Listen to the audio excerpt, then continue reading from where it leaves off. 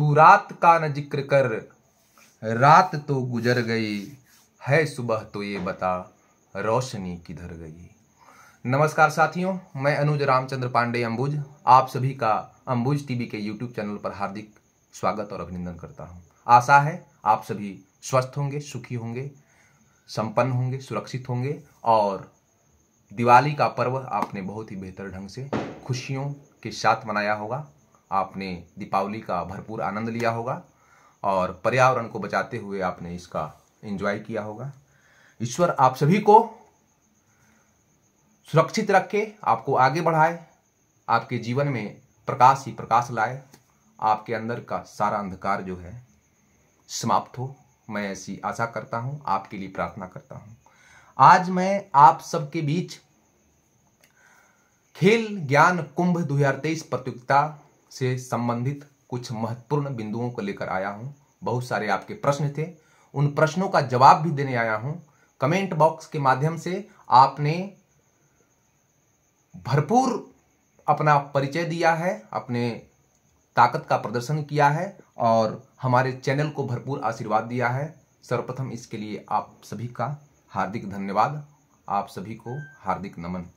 साथियों, आप सभी जानते होंगे कि इस बार जो यह प्रतियोगिता है पहली बार आयोजित किया जा रहा है और इसमें सारे प्रश्न जो हैं खेल से संबंधित होंगे। तो यह पहली बार है और नया नया है, तो आपके मन में बहुत सारे प्रश्न होंगे। उन प्रश्नों को दूर करने के लिए आज मैं यहाँ उपस्थित हुआ हूँ। तो सर्वप्रथम आपका प्रश्न बहुत सारा आ रहा है कि परीक्षा में जो प्रश्न होंगे वो कहाँ से पूछे जाएंगे। मैं यह पूरी तरह तो नहीं बता पाऊंगा साफ साफ, लेकिन आपको हिंट करूंगा, आपको बताऊंगा यह कि वह किस क्षेत्र में कहाँ पर आ सकता है। आप उस हिंट को समझने का प्रयास कीजिएगा। तो सर, जो पहला हिंट है आज के लिए है, मैं धीरे धीरे करके इस क्रम को मैं बताऊंगा ताकि सब कुछ आसानी से हो जाए और वीडियो भी लंबा ना हो और सब कुछ समझ में भी आए। तो आज का जो पहला बिंदु है वह यह है कि इस परीक्षा में कुछ जगह मैंने बताया भी है, तो कुछ जगह बताने से तो होगा नहीं, सारे बच्चों को यह जानना चाहिए। तो इस परीक्षा में हमने निर्णय लिया है हम लोगों ने कि 8 नवंबर से लेकर 20 नवंबर तक जितने भी अखबार हैं, राष्ट्रीय अखबार जो हमारे यहाँ आते हैं, उस अखबार के खेल पृष्ठ में आप जाइएगा, वहाँ पर देखिएगा कि खेल से जुड़े हुए बहुत सारे समाचार उसमें प्रकाशित रहते हैं। तो हर दिन उस खेल पृष्ठ से एक अंक का प्रश्न हम लोग पूछेंगे, एक प्रश्न।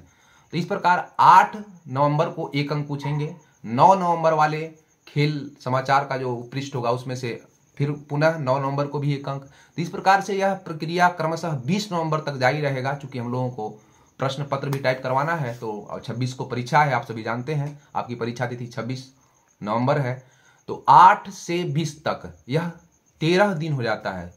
8 से लेकर के 20 तक टोटल 13 दिन होते हैं और 13 दिन और 13 अंक। अब आपके ऊपर डिपेंड है कि आप किस तरह से अपना अध्ययन करते हैं। तो आप मेहनत कीजिए और इस 13 अंक का लाभ लीजिए। हर दिन उस पृष्ठ में से जो भी राष्ट्रीय अखबार है उसके खेल पृष्ठ में जो महत्वपूर्ण सूचनाएं अंकित होंगी खेल से जुड़ी हुई, चाहे वो दुनिया भर की हो या मतलब अंतर्राष्ट्रीय स्तर का हो या राष्ट्रीय स्तर का, तो वहाँ से एक अंक आप सभी से पूछा जाएगा। तो 13 अंक की तैयारी आप यहाँ से कर सकते हैं। आगे आने वाले दिनों में मैं इस तरह से आपको वीडियो बनाता रहूँगा। आप सभी जानते हैं कि अभी छठ का महापर्व होने वाला है। हमारे यहाँ बिहार में बहुत धूमधाम के साथ मनाया जाता है। बिहार में ही क्या पूरी दुनिया में इसको मनाते हैं हम लोग और भगवान सूर्य की आराधना करते हैं। तो मैं प्रार्थना करूँगा कि आप सभी स्वस्थ रहें, सुखी रहें और सभी छठ भी धूमधाम से मनाएं और परीक्षा की तैयारी भी करें। नया यह आयोजन है, आपके साथ और समर्थन की आवश्यकता है। आप अधिक से अधिक अंबुज टीवी का जो चैनल है उसका वीडियो है अधिक से अधिक लाइक कीजिए, कमेंट कीजिए, उसको आगे बढ़ाइए ताकि अधिक से अधिक विद्यार्थियों तक हम जुड़ सकें और विद्यार्थियों को जो हमसे लाभ प्राप्त होने वाला है हो सके, आसानी से हमारा कनेक्शन एक दूसरे से बन सके। साथ ही मैं आज यह कुछ मैंने बताने का फैसला किया है कि हमने जो 3 ग्रुप बनाया है, तो हम लोगों ने मिलकर तीनों ग्रुप को अलग अलग नाम दे दिया है और तीनों ग्रुप का नाम खिलाड़ियों के नाम पर बनाया गया है। तो जो पहला ग्रुप है 5 से 6 क्लास का, उस ग्रुप का नाम होगा मेजर ध्यानचंद और उसका कोड होगा एम अर्थात मेजर ध्यानचंद। जैसे जूनियर सीनियर हो जाता है, तो इस बार सोचिए कि जूनियर सीनियर क्या करना है, सबको एक स्पेशल नाम देते हैं, हम गेम से जुड़ते हैं। तो उस गेम से जुड़ने के लिए विद्यार्थियों को हम सभी ने मिलकर यह निर्णय लिया है कि जो 5 और 6 वर्ग के विद्यार्थी होंगे उनका ग्रुप होगा major Dhyan Chand group. Major Dhyan Chand के बारे में आप सभी जानते हैं कि वे हमारे देश के बहुत ही महत्वपूर्ण खिलाड़ी थे और उन्हें हॉकी का जादूगर भी कहा जाता है, हॉकी से जुड़े हुए प्लेयर थे। 7 और 8 वर्ग के बच्चों के लिए नामकरण हुआ है पीटी उषा ग्रुप। आप सभी जानते हैं पीटी उषा को हमारे देश में उड़न परी के नाम से जाना जाता है। तो 7 और 8 वाले ग्रुप का नाम होगा पीटी उषा ग्रुप और उसका कोड होगा पी।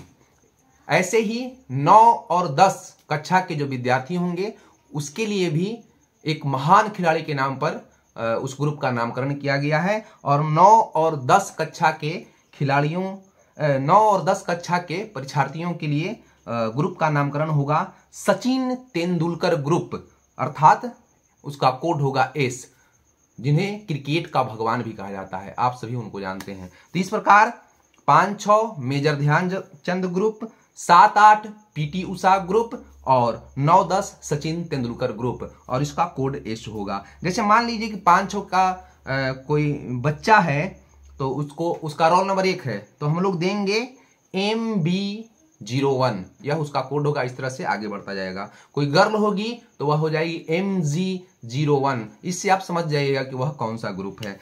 वैसे ही 7-8 के जो बच्चे होंगे, बच्चा के लिए हो जाएगा PB01, एक रोल नंबर होगा उसका। उसी प्रकार 01, 02 वैसे बढ़ते जाएगा। और गर्ल के लिए हो जाएगा PG01। उसी प्रकार 9-10 के लिए SB01 और SG01। इस तरह से आप इस बात को समझिएगा कि थोड़ा सा कोडिंग किया गया है और आप इस वीडियो के माध्यम से पहले ही समझ जाइएगा तो बहुत ही आसानी रहेगा।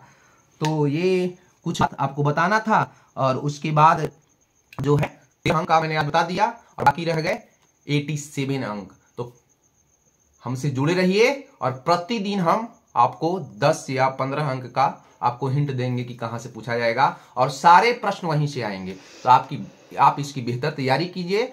और कल 14 नवंबर है, तो आप सभी जानते हैं क्या है, कल बाल दिवस है। तो आप सभी को बाल दिवस अर्थात चिल्ड्रन डे की हार्दिक शुभकामनाएं। हमको पता है कि आप आशा में होंगे, शिक्षक दिवस में आपने सभी शिक्षकों को सम्मानित किया था, तो आप भी आशा में होंगे कि 14 नवंबर को भी सम्मानित किया जाए।